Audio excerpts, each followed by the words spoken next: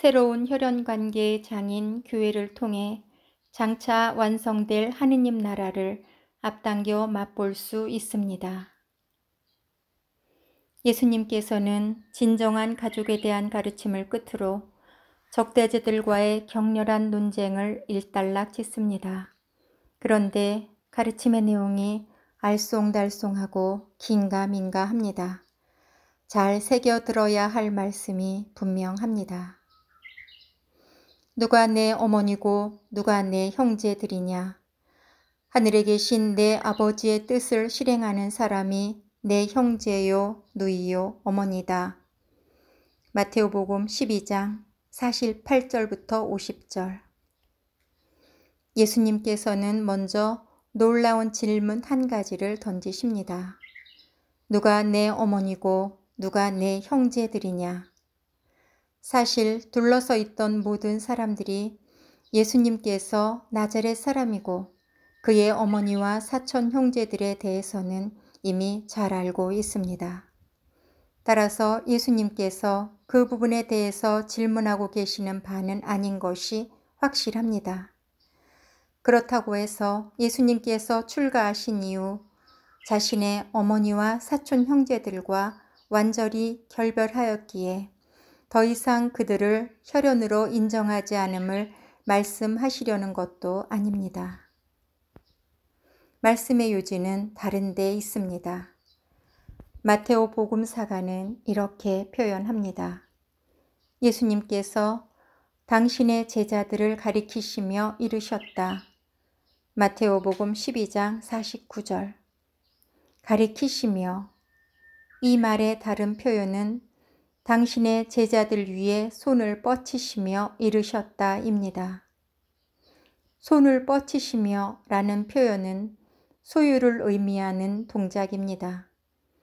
둘러서 있는 제자들이 이제 당신께 속하는 존재라는 표현입니다. 동시에 그들을 축복하신다는 표현입니다. 이제 예수님 주변에 둘러서 있는 모든 사람들은 모두 예수님께 속한 존재들입니다. 그들은 모두 예수님 안에 새로운 영적 가족입니다. 더 나아가서 그들은 모두 예수님과 피를 나눈 형제요 자매인 것입니다. 따라서 오늘날 예수님께서 현존하시는 성찬 식탁에 둘러서 있는 우리 모두는 그분 안에 새로운 영적 가족입니다. 예수님의 몸과 피를 나누어 먹고 마시는 참된 가족입니다. 성찬례에 참석한 우리 모두는 이제 남남이 아니라 세상에 둘도 없는 가족인 것입니다. 기존의 혈연이나 종족, 가족이라는 자연적 관계, 민족적 단일성, 이러한 것들이 더 이상 하느님 나라에 들어가는 데 결정적인 요소가 되지 않습니다. 물론 그런 관계들이 아무리 끈끈하고 강력하다 할지라도 살아계신 하느님의 절박한 요구는 그보다 훨씬 중요합니다. 참된 그리스도인이란 세상 모든 가치들에 앞서 하느님에 대한 우선권을 부여하는 사람들임을 잊지 말아야겠습니다. 그렇다고 해서 가족이나 친척, 혈연을 무시하거나 소홀히 하라는 것은 절대 아닙니다. 우선순위를 어디에 둬야 하는가 하는 화두를 늘 가슴에 품고 살아야겠습니다.